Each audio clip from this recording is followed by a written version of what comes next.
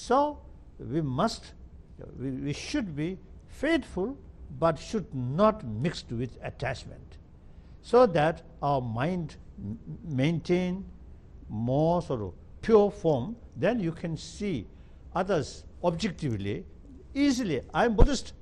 I practice should not develop attachment towards Buddhism, so that I can see the value of different Hinduism, Jainism, Sikhism, Christianity, Islam, Judaism, and Zoroastrianism, all these different religious traditions.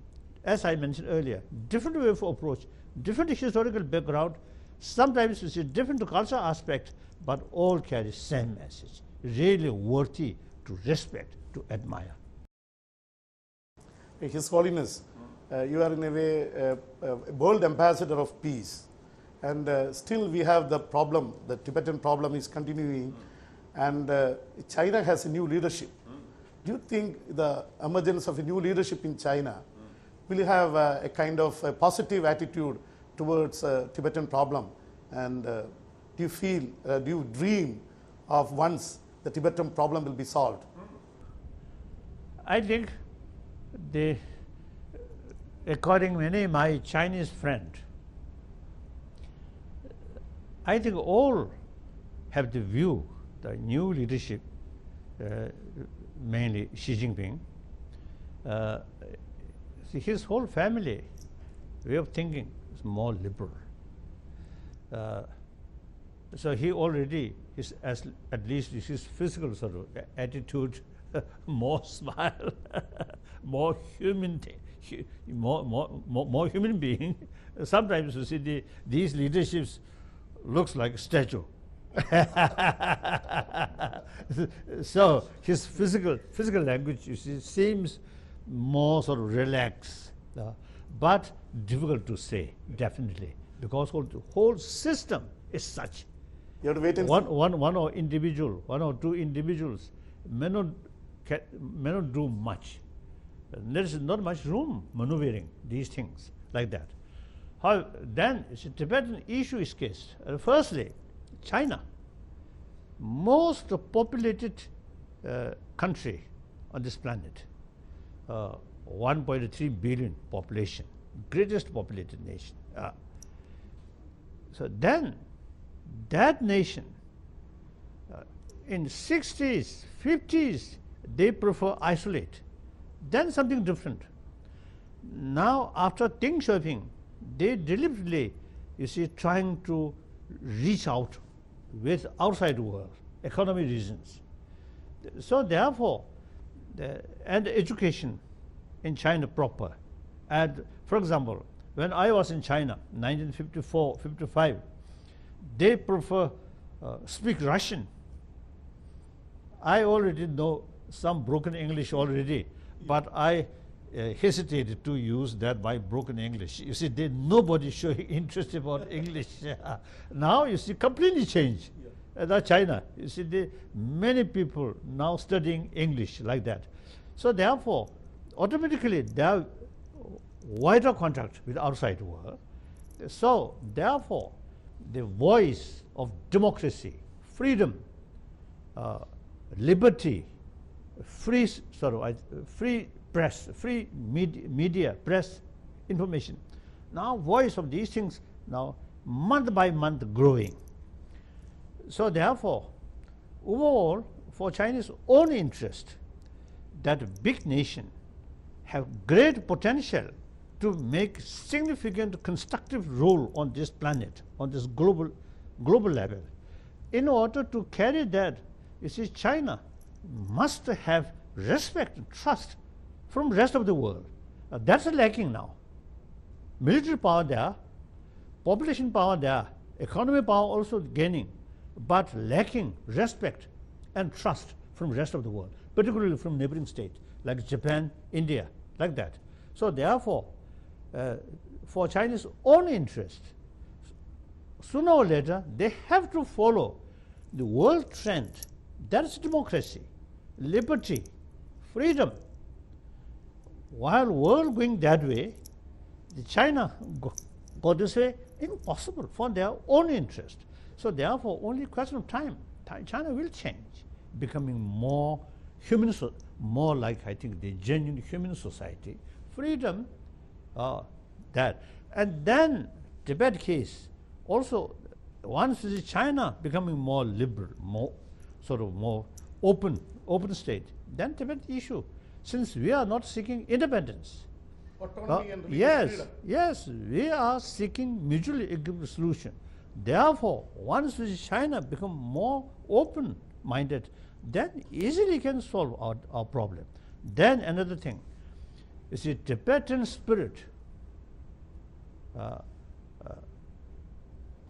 you see, since Buddha Dharma, you see, reached Tibet, I think Tibetan civilization, really, Tibetan culture, usually I describe culture of peace, culture of compassion, culture of non-violence. It's the way of Tibetan life, way of our life. So therefore, it's a number of Chinese, particularly Chinese Buddhists, really showing interest about Tibetan Buddhism and Tibetan Buddhist culture. And Tibetans themselves also, when seeing, you see, people, notice other people, more violence, less compassion, lot of jealousy, lot of sort of, or say distrust. Then, you see, we feel proud. We have such a wonderful cultural heritage that brings inner strength. So therefore, Tibetan spirit come from Buddhist tradition. So our spirit will carry, as last 60 years experience, will carry generation to generation.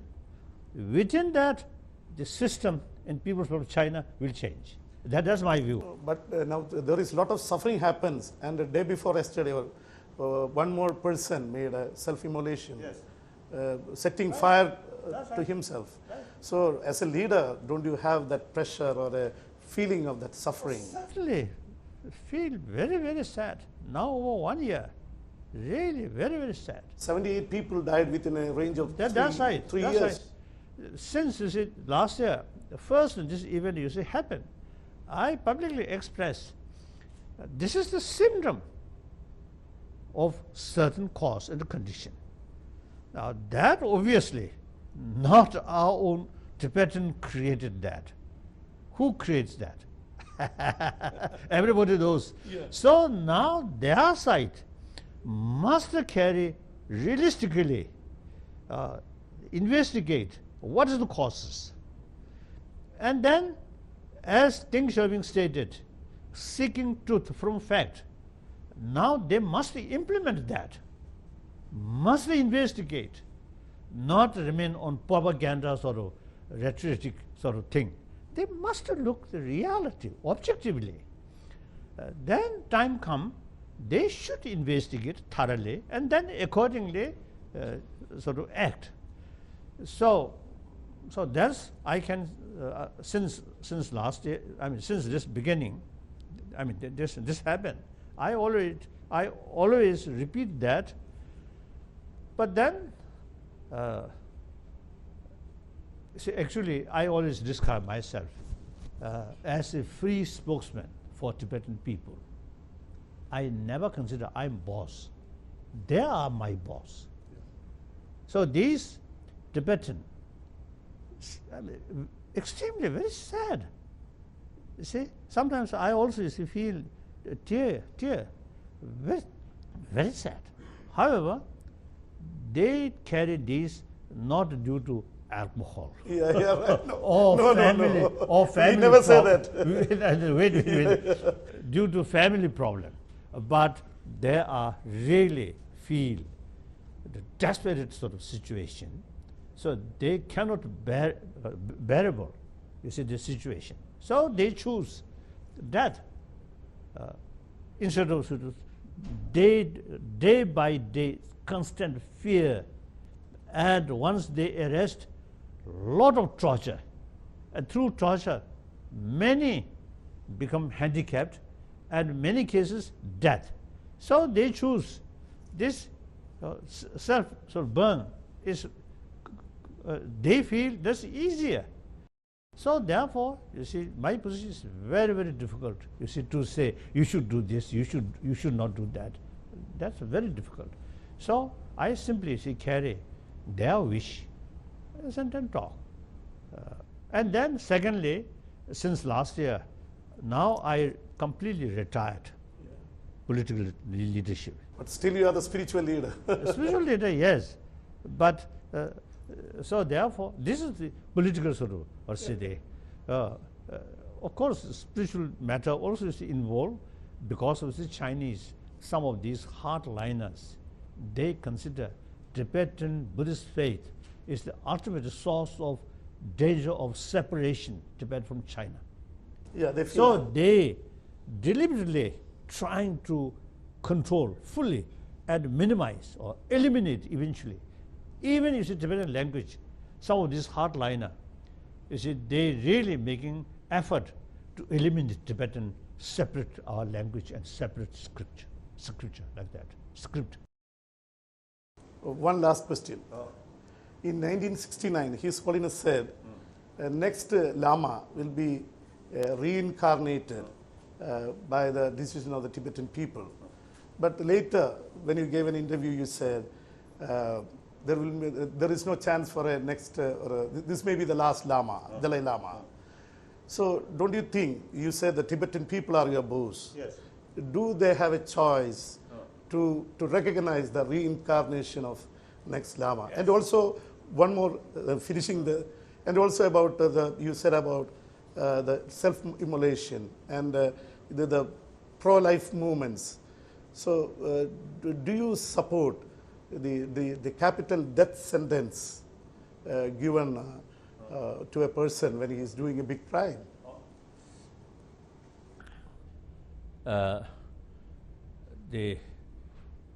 Actually, about my reincarnation is concerned,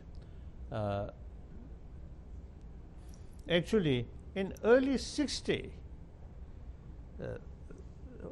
some occasion, Tibetan religious leaders, sort of some conference, few occasion I express the culture of sort of Lama institution, Lama sort of reincarnated sort of institution, this become like a social status, not real sort of the tradition of Guru. Guru must come through education and practice. So I already, in early 60s, I already expressed a little wise or also the reservation about this practice.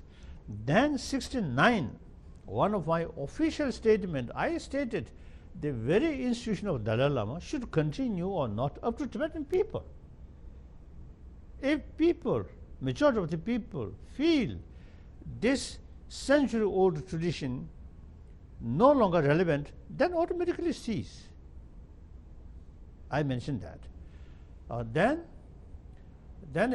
regarding the death sentence, now Dalai institution, now already political, I think last nearly 4th century old tradition, Dalai Lama institution automatically become head of both temple and spirituality. Now that last year I voluntarily, proudly, happily ended that.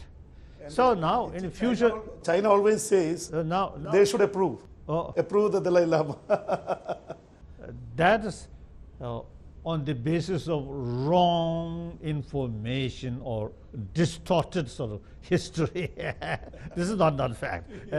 After all, in the past, sometimes the Chinese rulers, they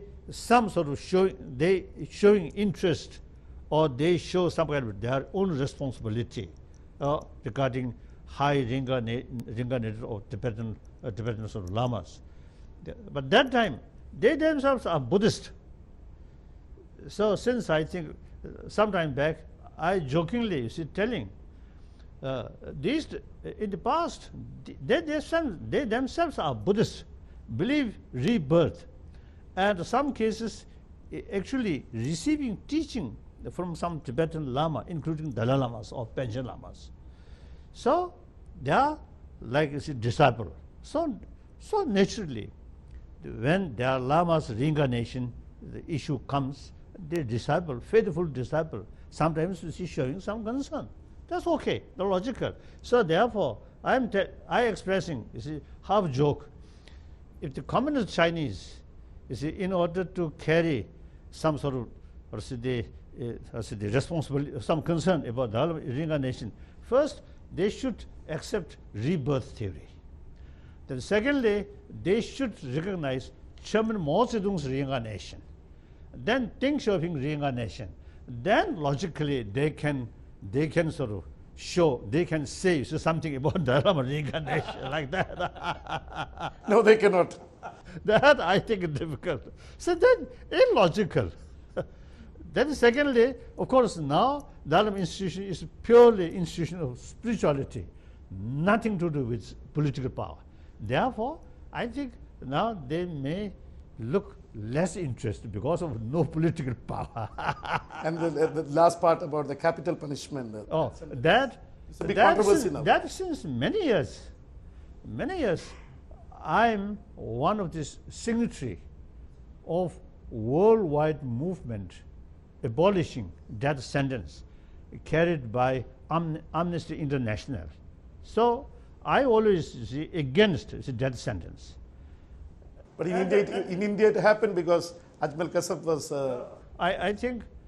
because he killed a very innocent people, 56 innocent people. I think particularly in some country, no death sentence. Wonderful. And America, although as a whole is still that practice there, but one state, last year, I think Chicago, what's that state called? Chicago. No, not Chicago. One state. When I visit there, the governor, told me that their state now no longer death sentence. They state sort of state assembly decided that. I was told. So I expressed. After that is on my public talk. I expressed. Now I heard that. It's most welcome. This is the right decision. I mentioned. Then this country, you have the practice of ahimsa. So I think, instead of death sentence, keep them. Perhaps they may realize their own mistake. Then these people become more normal human beings. And also sometimes let them alive, then see the negative result of their wrongdoing. That also I think is good. So that is better, much better. So basically, that's my view. Yeah. And then of course, up to the country's own legal system. They decide according to their legal system. Oh, then, okay. Like that. Thank you. Thank you so much, His Holiness.